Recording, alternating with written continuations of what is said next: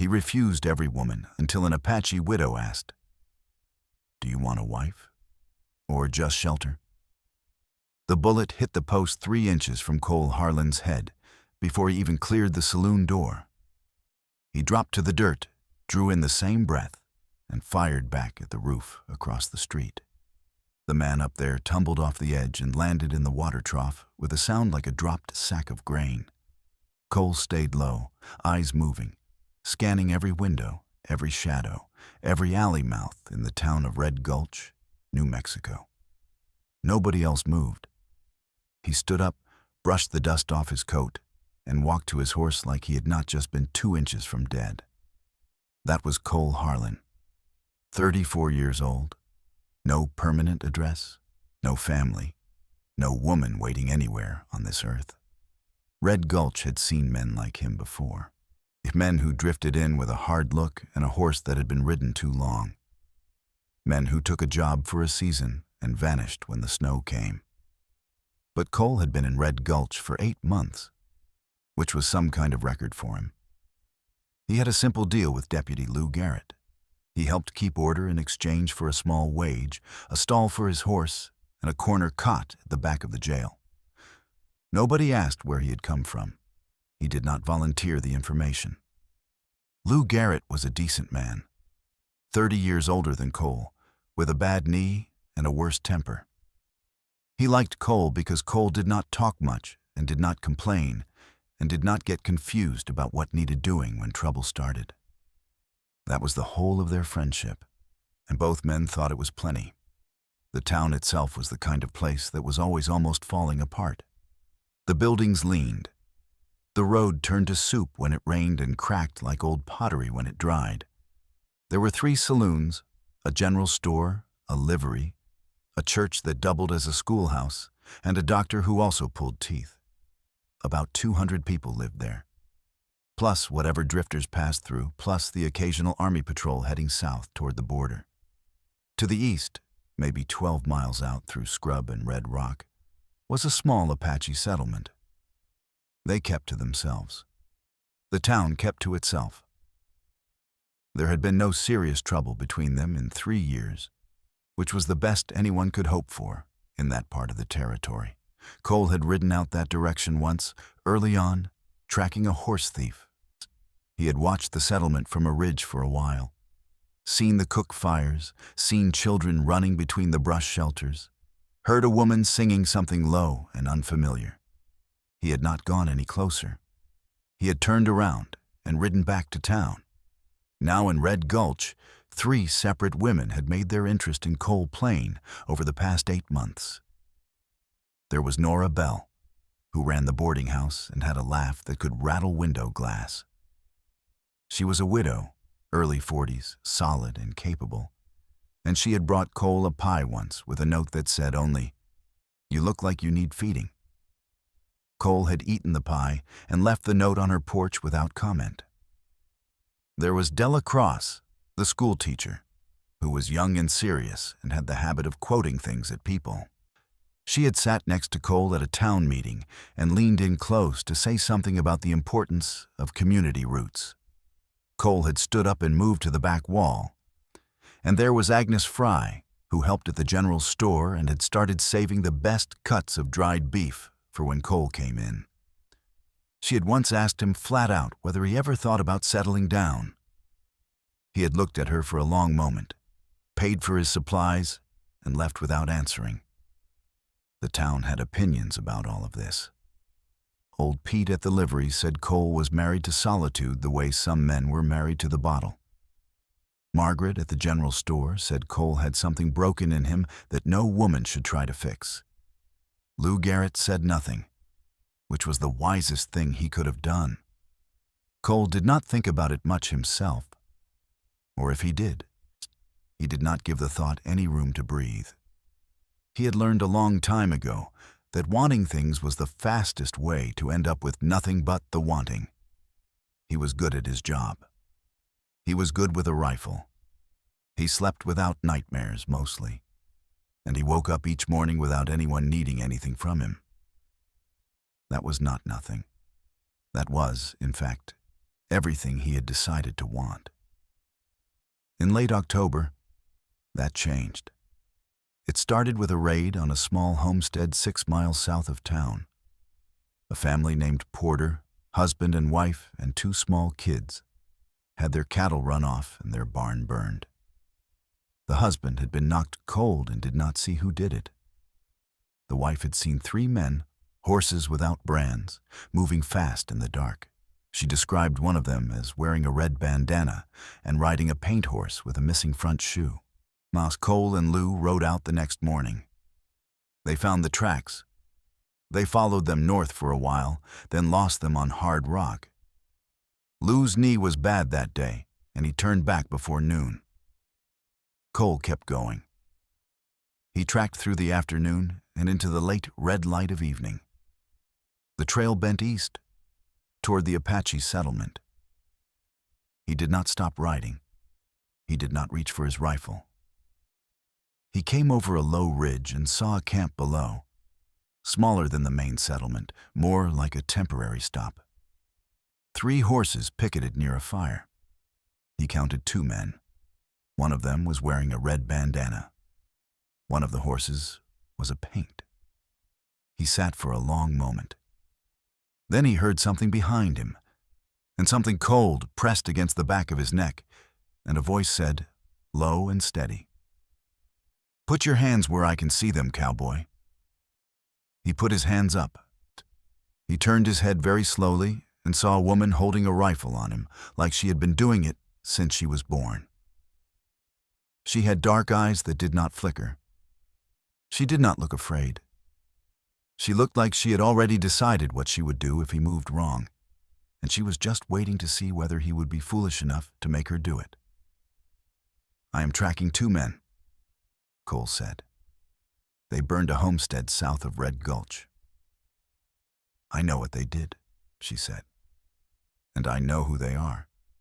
And they are not of my people. So step down off that horse and we will talk." He stepped down. Her name, he would learn, was Naya. She had been watching those 2 men for 2 days, and Cole Harlan had just ridden straight into the middle of something that was about to get very complicated. Naya did not lower the rifle until Cole had stepped 3 full paces away from his horse. She was watching his hands, his shoulders, the angle of his chin, reading him the way a person reads a dry creek bed for whether it had run recently. When she was satisfied, she let the barrel drop, but she did not sling the rifle over her shoulder. She held it loose at her side, muzzle toward the ground, finger still near the guard. "Those 2 men down there," she said, "are not Apache. They are from the border, paid by somebody to cause trouble between your town and my people. They burned that homestead so that your people would blame us." Cole looked at the camp below.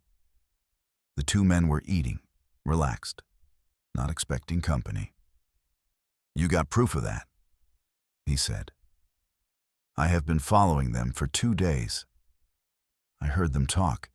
They expect a payment at a relay point near the salt flat. Someone hired them. Someone who wants war." Cole was quiet a moment. "Who hired them?" "That is what I do not know yet." He looked at her again.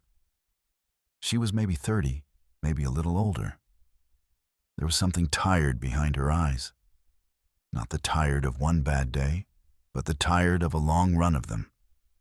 She wore practical clothes, carried her rifle like it was as natural as breathing, and had the look of someone who was used to solving her own problems without asking for help from anyone. "My name is Cole Harlan," he said. "I ride for the deputy in Red Gulch." "I know who you are," she said. "You came out to the ridge once, 8 months ago. You watched our camp and then left without causing trouble. Lou Garrett speaks of you sometimes when he rides past our settlement. He says you are hard to know but honest." Cole had not known Lou Garrett talk to anyone at the settlement. He filed that away. "Your name?" he said. "Naya. My husband was called Broken Stone. He died last spring. I am sorry. She looked at him with something that was not quite surprise, but close to it. Like she had expected him to skip over that entirely. So am I, she said. They stood there in the last of the daylight. Two people who did not know each other, with a problem below them that belonged to both of them, whether they wanted it or not. We cannot take them in the open with just two of us, Cole said. They are armed, and they know this ground. They do not know I am here, Naya said. They think they are alone. I have been moving around them since yesterday morning without them seeing me once. He believed her. Once the way she had come up behind him on a ridge he had thought was clear told him everything about her skill in this kind of terrain. What do you propose? He said. We wait until dark. They sleep in shifts. When the first watch falls asleep, we come down from two sides. You take the paint horse man, I take the other. We tie them and take them back to Red Gulch alive so they can answer questions. That is a good plan if nothing goes wrong, Cole said. Plans where nothing goes wrong are called wishes, Naya said. He almost smiled. He stopped himself because he was out of the habit. They waited through the dark hours on that ridge, not talking much. She had dried meat and a small water skin, and she shared both without being asked. He accepted without making a production of it. At one point she asked him how long he had been writing for Lou Garrett. He told her. She asked where he had been before that. He said, moving around. She did not push. He found himself looking at her once or twice when she was watching the camp below. Not the way a man looks at a woman because he wants something from her. More the way you look at a thing that is working exactly as it was built to work, and you feel something quiet inside you from watching it. Around 2 a.m, the first watchman's head went down. They went off the ridge. It went almost exactly as she had said. Almost. The paint horse man woke a second earlier than expected and got a hand on his rifle before Cole pinned his arm. There was a brief, ugly scramble in the dirt that ended with Cole's knee on the man's back and the man's face in the ground. Naya had her man flat and tied before Cole had finished with his. She was fast and precise and had not made a sound doing it. They tied both men to separate trees 20 yards from each other. Cole searched them. He found a folded paper in the paint horse man's coat. It was not a letter. It was a hand-drawn map. At the bottom corner was a small mark, like the letter H with a line through it. A brand, maybe, or an initial. He showed it to Naya. She studied it. That mark, she said. I have seen it on a wagon. 3 weeks ago, a supply wagon passed through our area, heading toward a ranch north of the salt flat. The driver did not stop. He was moving fast and nervous. That same mark was burned into the wagon board. You remember that clearly? I remember everything that does not fit, she said. Marsh, they rode back toward Red Gulch through the early gray of pre-dawn. The two tied men slung over their horses and not happy about it. Cole and Naya rode side by side and did not speak for the first mile. Then Naya said, Your town will not like that you brought me in with you. Probably not, Cole said. Does that bother you? He thought about it honestly. No, he said. She looked at him sideways. You are a strange man, Cole Harlan. I have been told. Lou Garrett was already awake when they rode in, which meant someone had seen them on the road and run ahead. He was standing at the jail door with his bad knee and his worst temper, and an expression that was trying to sort out several things at once. Cole handed him the paper with the mark on it. Hired men, he said, not Apache. Somebody paid them to burn the Porter homestead and make it look like a raid from the east. This woman tracked them for 2 days and caught them with me last night. Her name is Naya. She has information we need. Lou looked at the paper. He looked at Naya. He looked at Cole. Huck, with a line through it. Lou said quietly. You know it? Cole said. Lou's expression changed in a way that made Cole's neck go tight. That is the brand of the Harwick Ranch, Lou said. 40 miles north. Warren Harwick? Cole? That man has friends in the territorial office. He has friends everywhere. Cole looked at Naya. She was already looking at him. Then this is bigger than 2 hired men and a burned barn, she said. Yes, Lou said, and a lot more dangerous. Outside, the morning was coming up red over the hills. The kind of red that old ranchers in that country said meant trouble moving in from the west. They were not wrong. Warren Harwick was not the kind of man who looked dangerous. That was what made him dangerous. He was 60 years old, soft-spoken, wore a clean suit even on his ranch days, and always had a kind word for visiting officials and traveling preachers. He had been in the territory for 20 years and had built the Harwick Ranch from nothing into one of the largest spreads in the region. He employed 30 riders, supplied beef to 3 army posts, and had the ear of men in Santa Fe who could make or ruin careers with a single letter. He also wanted the land between Red Gulch and the Apache settlement. It was good land. Deep grass, reliable water from a spring-fed creek that ran year-round. The kind of land that could double the size of a cattle operation and cut the cost of a summer drive nearly in half. The Apache had lived near that creek for generations. The homesteaders who had been filtering in over the past 2 years had begun grazing cattle along its banks.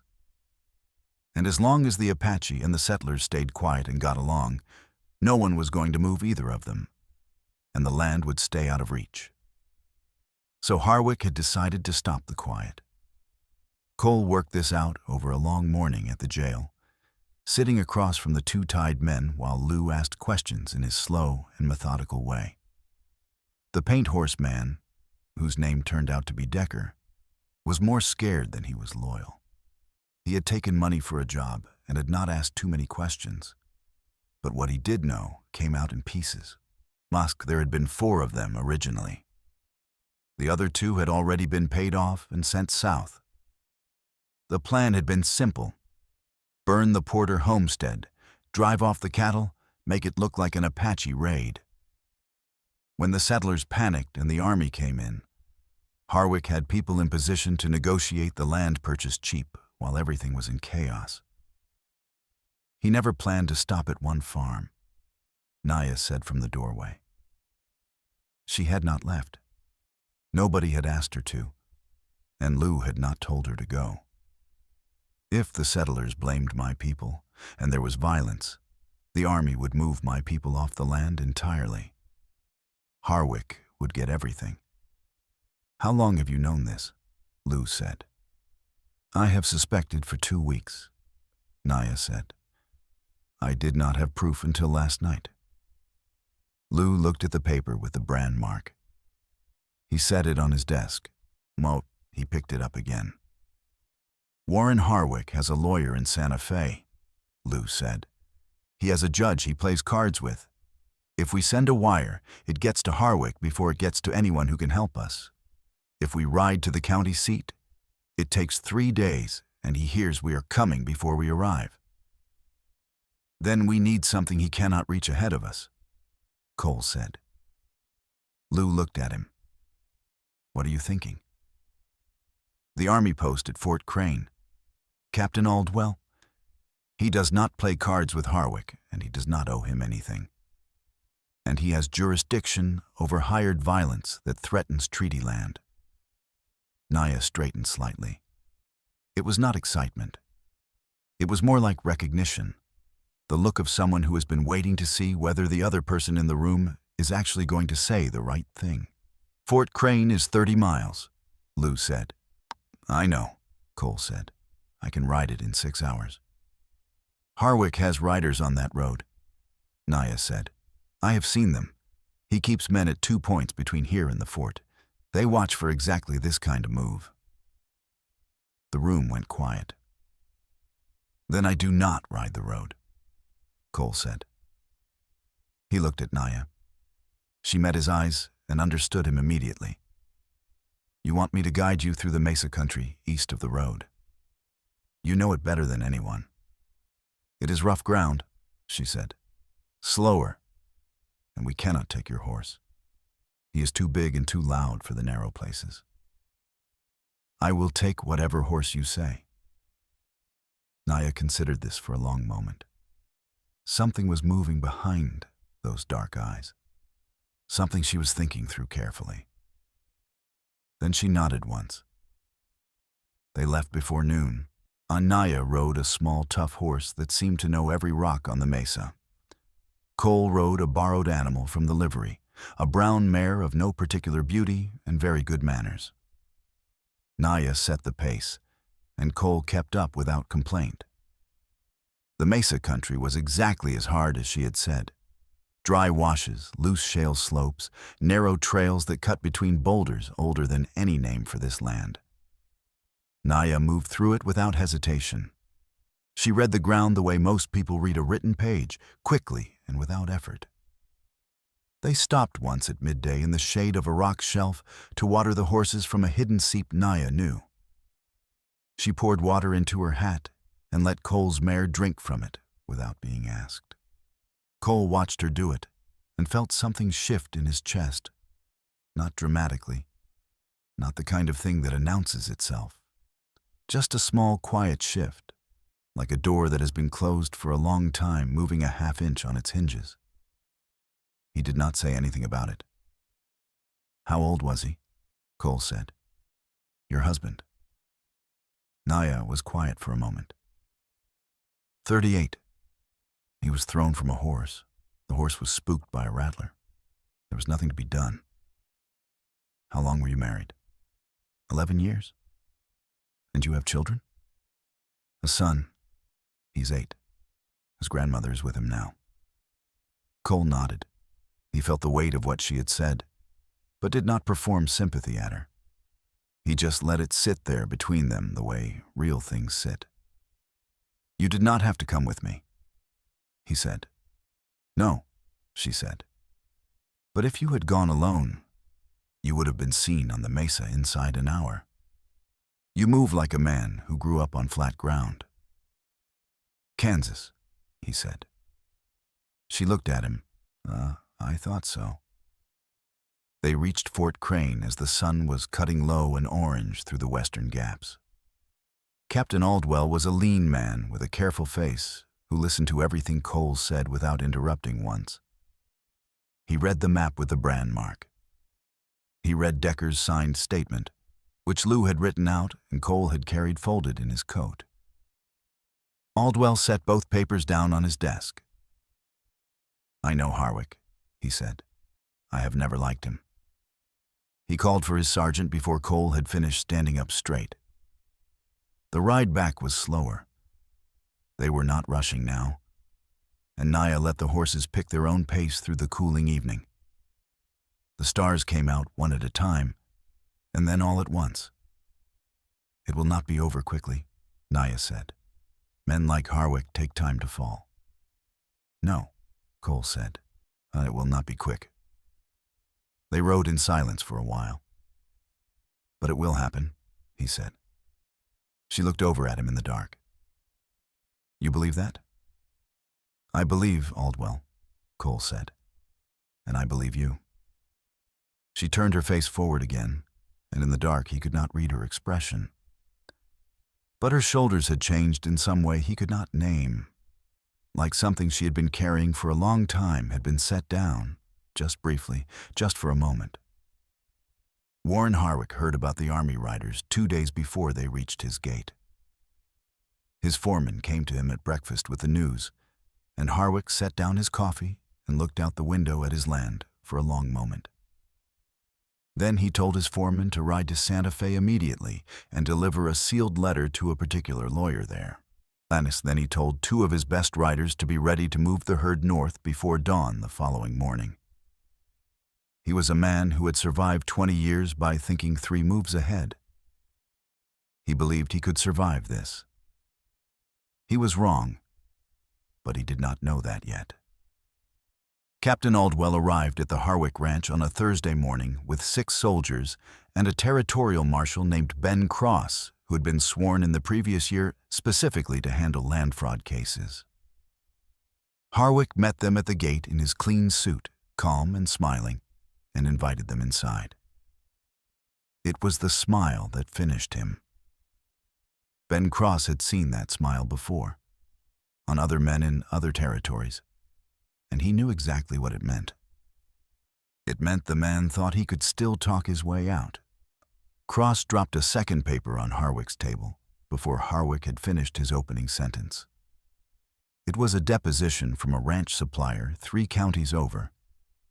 A man who had delivered supplies to Harwick's operation and had heard, on 2 separate occasions, Harwick talking about clearing the creek land by the end of the year. The supplier had been sitting on that information for 6 months, afraid to come forward. When Cross had found him and assured him of protection, the words had come out fast. Combined with Decker's testimony, the brand map, and Naya's account of the suspicious wagon, it was more than enough. Harwick was taken into custody before noon. 2 of his riders tried to run and were caught on the northern road before sundown. The rest surrendered quietly. Back in Red Gulch, Lou Garrett received the wire from Cross at mid-afternoon and read it twice before he allowed himself to exhale. Cole was at the livery when Lou found him. Lou handed him the wire and waited. Cole read it, handed it back. "Good," he said. "That is all you have got to say?" Lou said. "What else is there?" Lou shook his head slowly.